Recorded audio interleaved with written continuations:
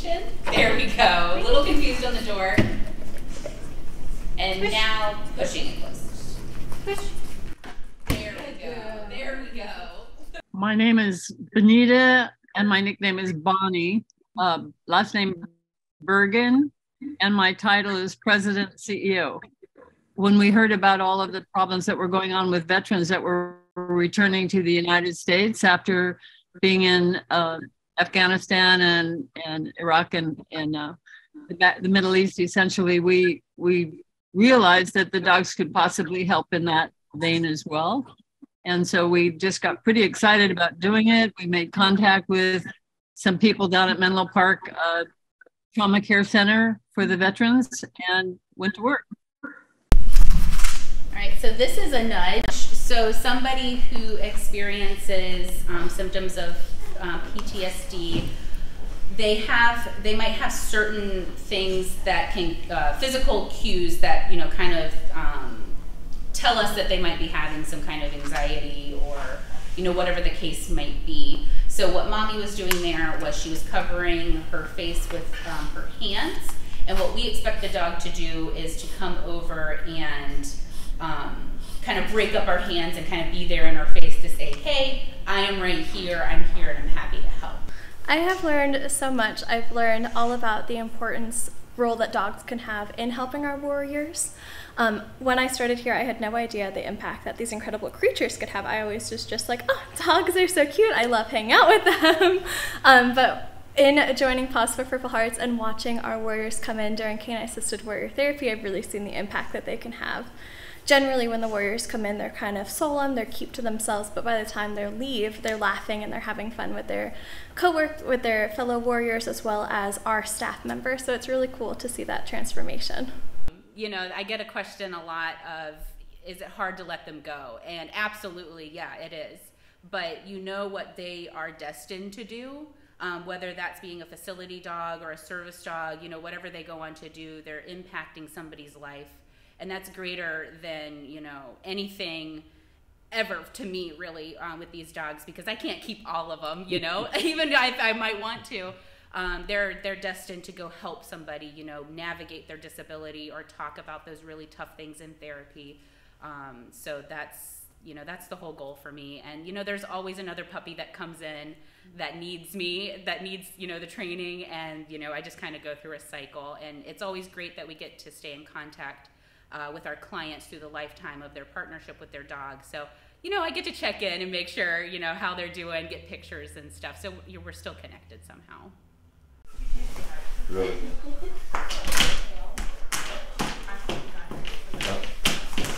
Okay. Here. Turn. Down. Good boy. So the relationship has gone beyond expectation. So a service dog was recommended to me by a couple of my therapists to help me with some of the disabilities that I have. PTSD being one of them, vertigo being another one. I'm also a spinal cord injury, so I have a tendency to fall a lot or drop things a lot and not really being able to totally relax. So the recommendation was a service dog would be an excellent aid for you with the issues that you have. And it's turned out to be exactly what we were told that it would be. So every day is an adventure because there's a constant learning process with the bond that's filled with the dog and the handlers. In our case, it's him knowing and understanding what my routine is on a regular basis. So he's got it down pretty much. He knows, okay, today we're going to doctor's appointments. Today we're going to go to the shop and work, or today we're going to go to the park and we're going to play, or today we're going to go around the property and do some training. So he's kind of picked up certain clues to recognize what his day is going to be like working with me. When our dogs are ready for placement, we will invite the clients that we've matched with them. So it's not a, you know, opposites attract situation. We're looking for a person and a dog that have very similar personalities. And also we're looking to see, you know, what is the dog really good at? You know, are they, you know, really good at retrieving or turning on the light, or, you know, what do they like to do for their work? And then what is the client looking for as far as, you know, what their disability, what do they need? So once we have identified that match together, we invite them in for a 2-week team training is what we call it. And that's where we teach the person how to use their dog to mitigate their disability. So that first week, it's, you know, jam-packed full of practice sessions, a lot of hands-on, a lot of, you know, in the classroom learning about, you know, training theories and, you know, how we trained these dogs. The second week, we jam-pack it full of, you know, outings, you know, practically using what we learned in that first week and applying it to the real world. So we're going out into places that the client would frequent, or places that they want to frequent now that they have their service dog. Maybe they haven't been able to go, you know, for a long time. So, you know, we're going to the grocery store or the mall, or using public transportation, or, you know, just different places where we think, you know, the client could use the dog in those situations. Here. Thank you. All right, here. Good job. Heel aligns the dog to our left side, so we want to see them with their shoulder in line with our knee. Sit. So that's the positioning of the heel, good. And then a sit as well. Good job. What have you learned from the dogs? So many things. Patience, for sure. I think someone already talked about patience. Making sure that everything's positive. We really focus on positive training with the dogs. And I find that that's really helped, like, even me stay positive, like, in my own life.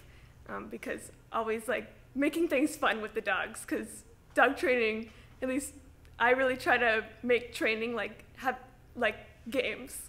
So making things super fun. And seeing how that translates into my own life. How did you get involved with the organization? I was just scrolling online and I saw service dogs for veterans, and I'm an animal lover and my dad was a Marine. He was a captain. He was in the Marines for 8 years, I believe.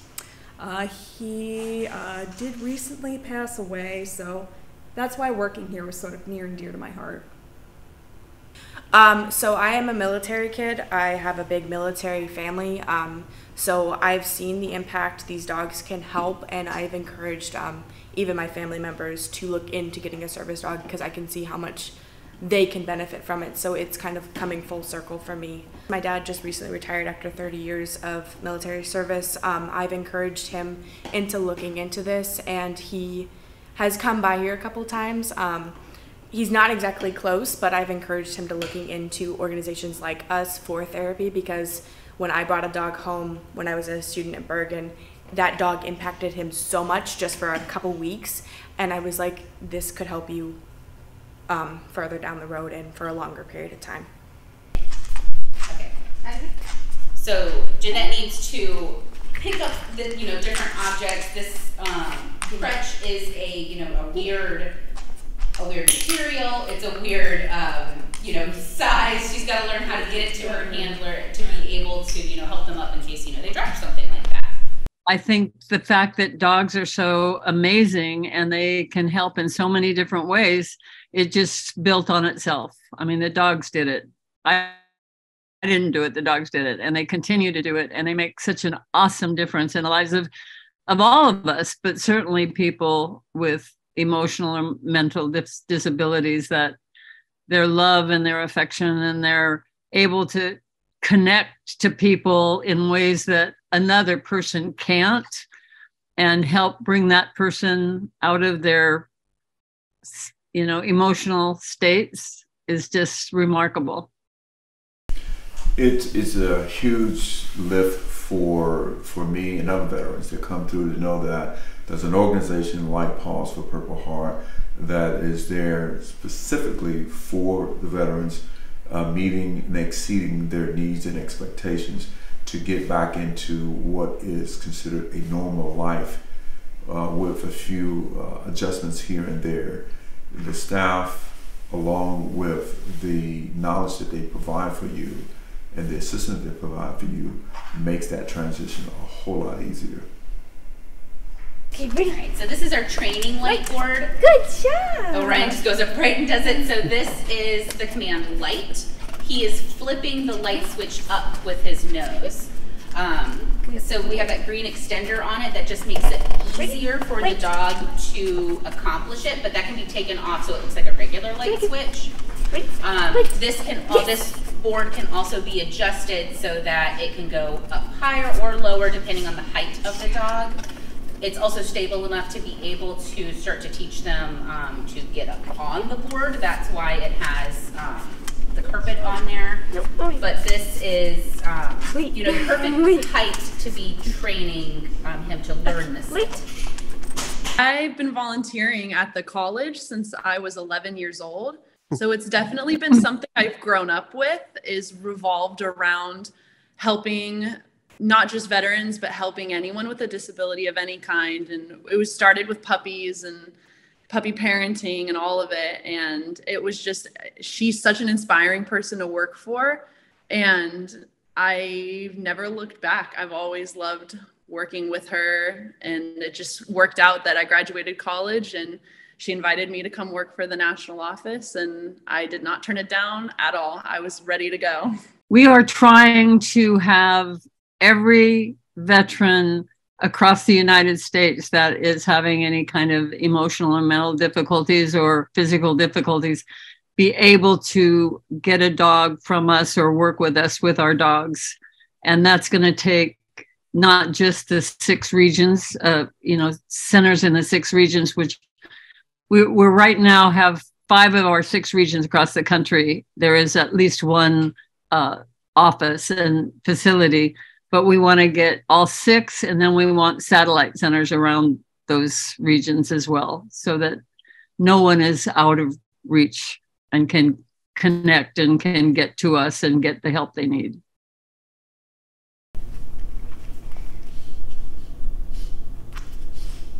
So this is a nudge of the leg with the nose.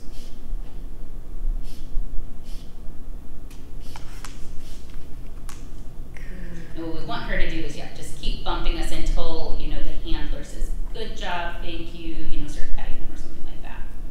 I've seen a huge difference, not only within myself, but my wife and other family members and people who know me see a different version of me, a more relaxed, common person, not as stern and uptight as I was prior to our relationship.